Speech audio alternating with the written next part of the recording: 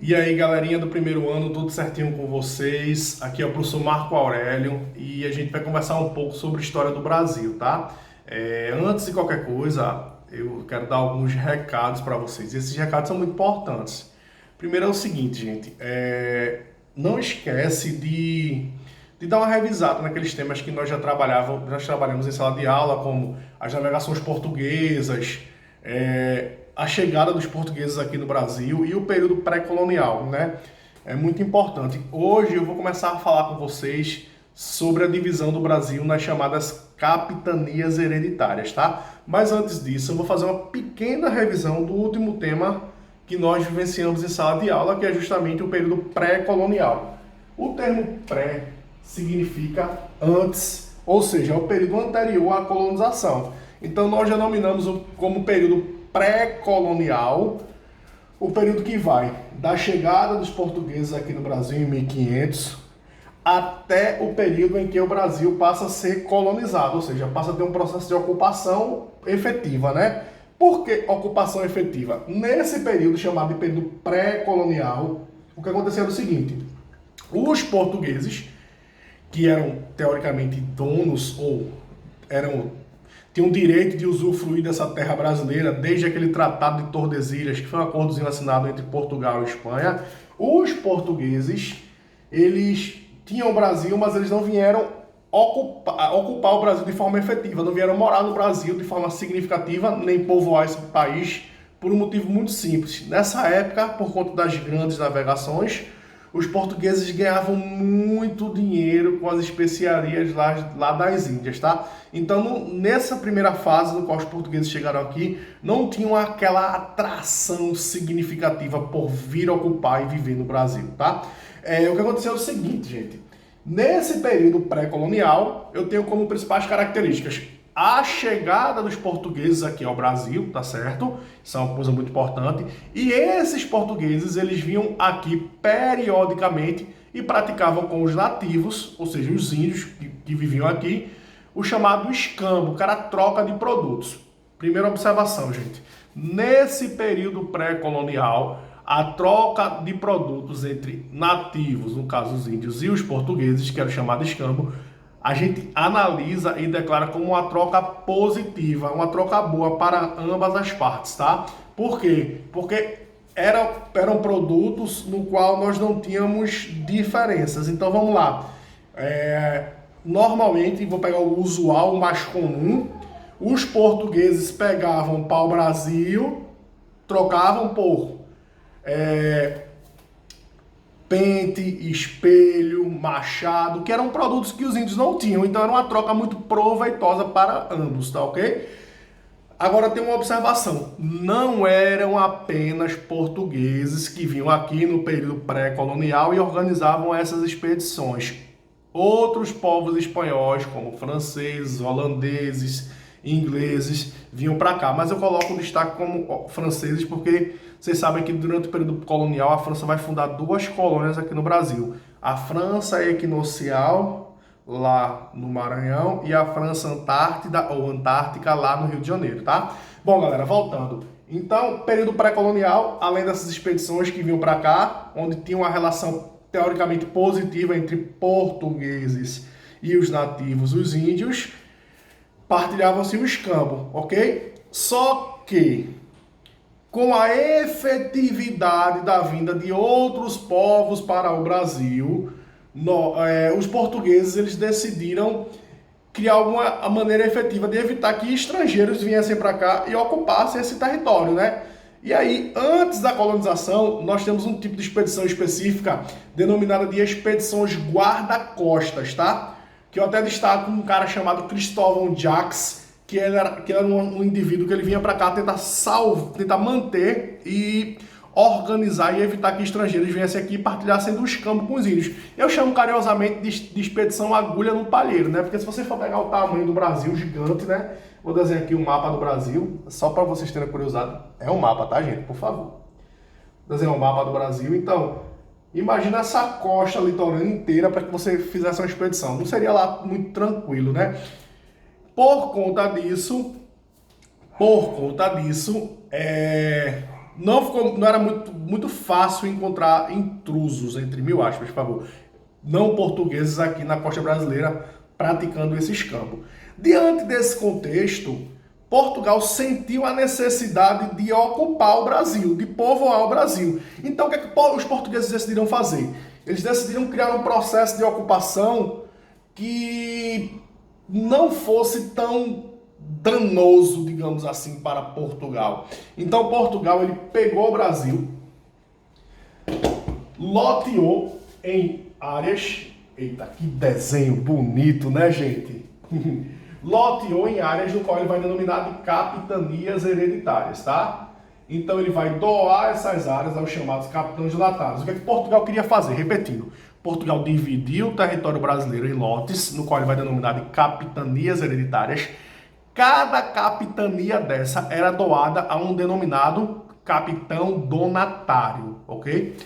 Esse capitão donatário normalmente era um nobre português que recebia essa terra para ocupar. Portugal, ele pegou um modelo, ele quis criar um modelo no Brasil que ele já conhecia, que era um modelo feudal. Como é que rolava lá na Europa, na Idade Média? Tinha um senhor feudal, que era o dono da terra, e as pessoas viviam da agricultura ao seu redor, numa relação que eles chamavam de relação de suzerania e vassalagem. Então o que é que Portugal fez? Tentou adaptar esse modelo aqui, dentro de uma estrutura diferente, obviamente, né? Doar a terra a um nobre, a um capitão donatário, para que ele fosse uma espécie de dono da terra, mas todo mundo sabe que o Brasil era uma colônia de Portugal. E uma colônia de exploração, ou seja, Portugal vinha para cá para lucrar com o Brasil, tá? No chamado mercantilismo. Ou seja, o mercantilismo é um modelo econômico que eu pauto em uma frase: balança comercial favorável. O Estado, que é forte, tem uma visão de lucro e ele vai querer buscar lucro em vários aspectos, inclusive nas suas colônias, como no caso o Brasil era a colônia de Portugal. Então, Portugal vai dividir o Brasil em capitanias hereditárias, ok? Nessa divisão de capitanias hereditárias, cada capitão donatário, cada nobre recebe uma terra e vem para cá povoar, ocupar. Bom, galera, imaginem comigo, você está em Portugal, uma das maiores potências econômicas do mundo no século XVI. Você é um nobre, ou seja, dentro da sociedade de estamentos, quem é nobre tem status. Então, não vai rolar essa atração de muitos nobres virem para o Brasil. Professor, qual o objetivo do Brasil formar essas capitanias, Portugal formar aqui no Brasil essas capitanias hereditárias? Objetivo 1, povoar o Brasil. Esse é o primeiro objetivo. Objetivo 2, dar uma viabilidade econômica a esse país. Objetivo 3, expulsar intrusos do nosso país, tá? O primeiro desafio é o seguinte, gente. Não ocorreu uma atração forte, uma atração significativa de estrangeiros, de nobres para virem ao Brasil. Como eu falei, porque eles tinham nobreza. Então, quando a gente fala de maneira geral, nós afirmamos que apenas duas capitanias prosperaram, que é a capitania de Pernambuco e a capitania de São Vicente, que é a parte de São Paulo hoje. Daqui a pouco eu explico isso por quê. Mas vamos lá. Então, de maneira geral, esses nobres, esses capitães donatários que receberam a terra, eles não se sentiram atraídos a virem morar aqui no Brasil, ok? Por conta disso, daqui a pouco a gente vai ver que esse modelo ele não vai ser efetivado. Mas vamos lá. Por que as capitanias de Pernambuco e São Vicente prosperaram? Vamos falar de São Vicente. Ela foi doada a um capitão donatário chamado de Martim Afonso de Souza. Esse cidadão ele era um navegador. Ele vai implantar um modelo de monocultura da cana-de-açúcar, mas a gente coloca ali como que vai ter um processo de ocupação e tal, então a gente menciona como uma capitania que prospera, mas de fato, gente, é aquela capitania que vai ter uma ascensão econômica significativa, é a capitania de Pernambuco. Eu menciono as duas, mas se eu fizer um paralelo nesse início de processo de capitania hereditária, não tem como comparar. A ascensão econômica da capitania de Pernambuco ela é incomparável se fizer um paralelo com as outras capitanias. Tio Marquinho, por quê? Vamos lá. A capitania de Pernambuco é doada a um capitão donatário chamado de Duarte Coelho, ok? Duarte Coelho era um integrante do exército português, ele não tinha aquele perfil nobre dos outros capitães donatários. E aí vai algumas informações que são bem interessantes, principalmente para você que vai fazer a prova da UPE lá no final do ano. Eu sei que vocês vão fazer porque vocês são férias e são desenrolados, ok? Vamos lá. Duarte Coelho chega aqui em Pernambuco por volta de 1535. Ele não chega em Olinda, ele chega ali no canal de Santa Cruz, ali perto de Maria Farinha, aquela área ali. E ele vai fundar o primeiro povoado do Brasil, que é o povoado de São Cosme e Damião, que fica naquela área de Igaraçu. Só que Duarte Coelho, ele queria fundar uma cidade alta, próxima ao mar. Era um perfil que ele conhecia, ele queria colocar isso em prática. Por conta disso, Duarte Coelho, ele vai esperar um pouco e vai encontrar essa característica na cidade de Olinda. Então, é Olinda que vai se transformar no centro econômico e político de Pernambuco, dessa capitania. Professor, como é que funciona o mecanismo de capitanias? Vê só, o capitão donatário, ele administra toda essa terra. E aí, ele doa pedaços de terras, lotes de terras, para que as pessoas dêem uma viabilidade econômica. Esses lotes de terra que os capitães donatários doavam para que pessoas dessem uma viabilidade econômica, criassem engenhos, né, criassem uma estrutura de plantação de cana-de-açúcar, que é o produto que vai ser implantado aqui na capitania de Pernambuco. Essas terras eram denominadas de Seis-Marias, tá? Então funcionava assim. Eu sou o capitão donatário, olha que legal, né? Doava uma Seis-Maria para que um nobre ou para que algum empreendedor recebesse esse lote e daí desse uma viabilidade econômica a essa capitania. No caso específico da capitania de Pernambuco, vai ser implantada a chamada monocultura da cana-de-açúcar. Porque aqui essa cana deu muito certo, por N motivos, tá, gente? Por N motivos. Primeiro motivo é que nós não tínhamos, eu sempre falo que o ato de comer no final da Idade Média, durante a Idade Média, no início da Idade Moderna, não era lá uma coisa muito proveitosa, muito tranquila. Por conta disso, qualquer coisa que servisse para melhorar um pouco o sabor dos alimentos, isso tinha um valor econômico muito forte. Então, Duarte Coelho, a comitiva portuguesa vai trazer a cana para o Brasil, a cana não existia aqui, vai trazer a cana, e esse tipo de vegetação ela vai se adaptar a Pernambuco. O solo tipo massapê, o clima quente e úmido vão ser fatores que vão influenciar de forma positiva para que isso aconteça. E a nível de exportação, eu sempre digo que Pernambuco está numa espécie de ponta do continente americano, né? Próxima à África aqui do lado e próxima à Europa aqui acima. Então essa localização geográfica de Pernambuco vai ser muito importante também, tá? Esses fatores vão fazer com que a estrutura dessa viabilidade econômica dê muito certo, ok? Só que tem um ponto. Qual o ponto? Eu tenho que criar essa estrutura. E tem uma curiosidade aí, tá, gente? Quando esses engenhos, que vão ser o tema da nossa próxima aula, engenhos especificamente, engenhos, eu vou dar uma discutida e uma analisada sobre engenho. Quando esses engenhos começam a produzir a cana-de-açúcar aqui, tem uma curiosidade que é a seguinte. Nós plantávamos a cana, fazíamos uma espécie de melaço da cana-de-açúcar, mas não tínhamos a técnica do refino.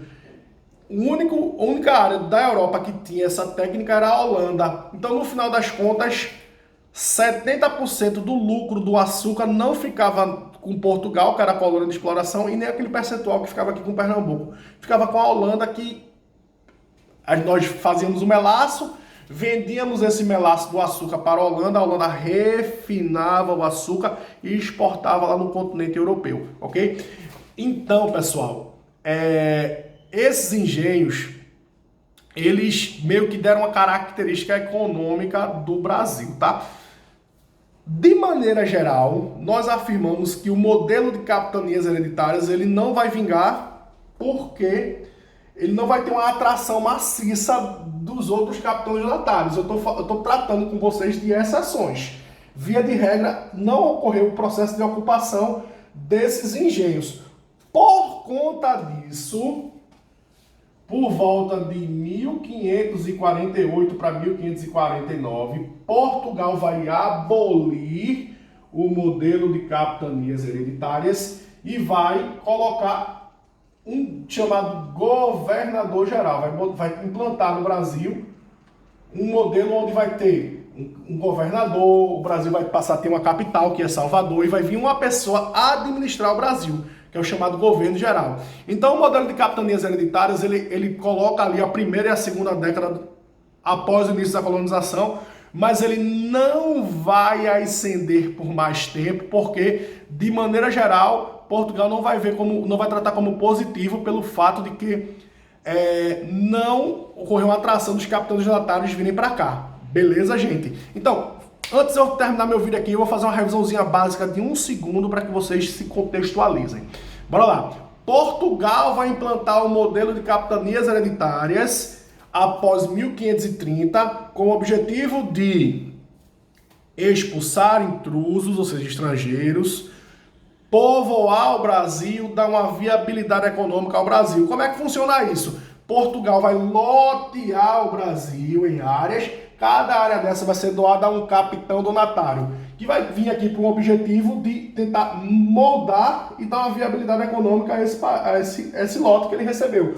De maneira geral, eu posso dizer que não rolou uma atração desses capitães donatários para virem ao Brasil, fato que vai fazer com que esse modelo ele não perdure por muito tempo, tá? No final dos anos 40 do século 17, obviamente, Portugal vai criar um novo modelo político, que é o chamado modelo dos governos gerais. Gente, passando para deixar um abraço para vocês, deixei uma atividadezinha sobre esse tema, peço que dê uma lidazinha sobre ele para não ter nenhum tipo de problema, e qualquer dúvida é só me procurar que estarei à disposição, tá, gente? Cheiro grande, fiquem na paz, valeu!